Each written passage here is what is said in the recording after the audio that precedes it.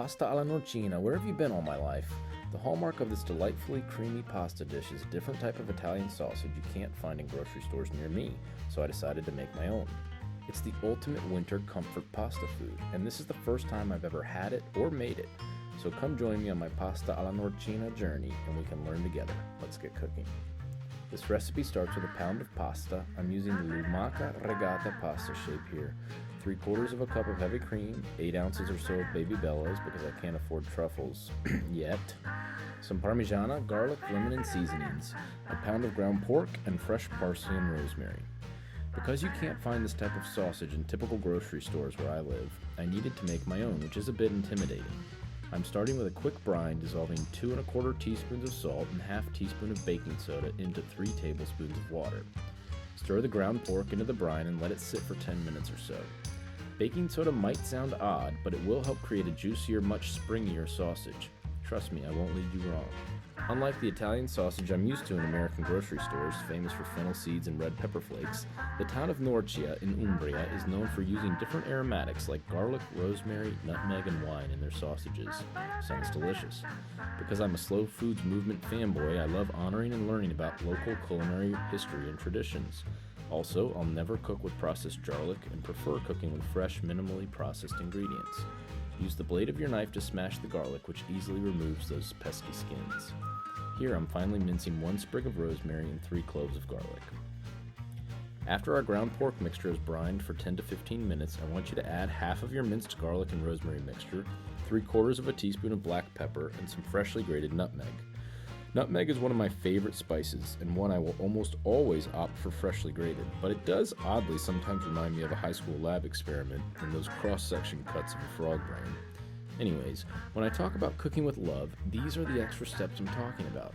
Our world is moving so fast these days that taking time to slow down and prepare delicious home-cooked meals using fresh, whole ingredients is quickly becoming a lost art.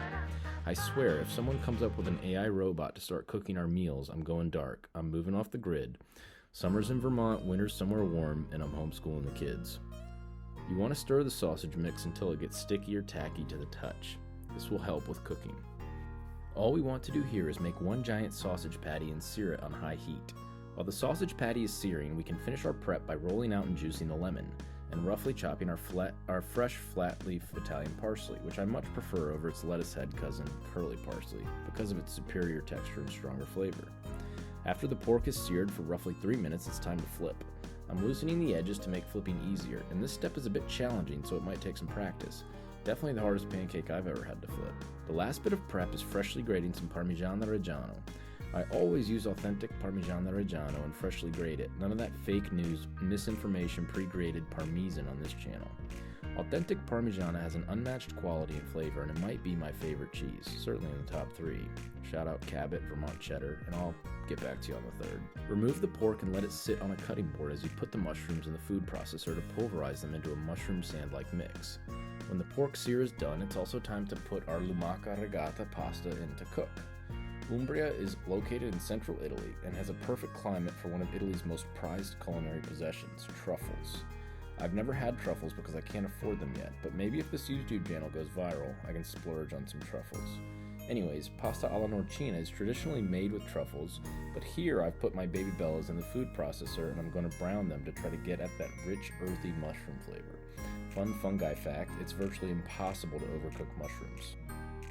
While the mushrooms are browning, it's time to slice our sausage patty. It's intentionally not fully cooked yet, and that's okay, so don't be spooked if the middle is still raw.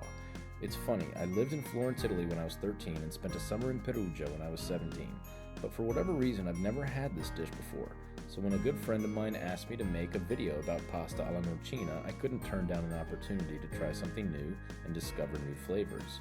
It's one thing I absolutely love about Italian cooking and lifestyle. Each little town and region have their own traditions they're desperately trying to preserve in this era of global commercialization. As long as I'm alive, I'll always try to honor the slow foods movement and pay homage to culinary traditions. After you've cubed and diced the sausage, add your cream and sausage to a bowl to sit while the mushrooms are developing flavor. Fat is a vessel for flavor, so letting the sausage sit in this cream for a little bit will meld flavors and develop depth to your dish. So when your friends and family eat it, their taste buds will be singing that Dean Martin song. When the moon hits your eye like a big pizza pie, that's amore. Don't forget to scoop out 1 to 2 cups of pasta water to add to the sauce later. After the mushrooms have browned for 5 to 7 minutes, we're going to add the remaining minced garlic and rosemary mixture for extra depth. This step will go quickly because you don't want the garlic to burn. That can ruin your dish. So as soon as you smell the garlic cooking, as quick as 15 to 30 seconds, add a half cup of dry white wine. Only cook with wine you will drink too. I'm using a nice Vermentino here, which I absolutely will pair with this dish for dinner. After the alcohol cooks off, it's time to add the cream sausage mix and a cup of pasta water to bring everything to a simmer. The sausage is very close to being fully cooked and only needs a couple minutes of simmering. I'm 100% against AI cooking robots, but I'm 100% for Zuckerberg or Elon inventing smell-o-vision so my YouTube channel can blow up. Because this kitchen smells absolutely amazing. The smells from a kitchen add another dimension to home cooking because your friends and family will have their senses engaged while you cook, and it will make the meal taste even better.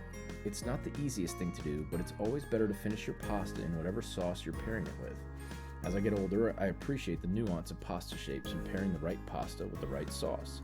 There are hundreds of different pasta shapes you can use, and with this sauce I wanted something with ridges, something short, and something with a tube to catch as much of that sauce, sausage, and mushroom mixture as possible for maximum flavor bomb bites.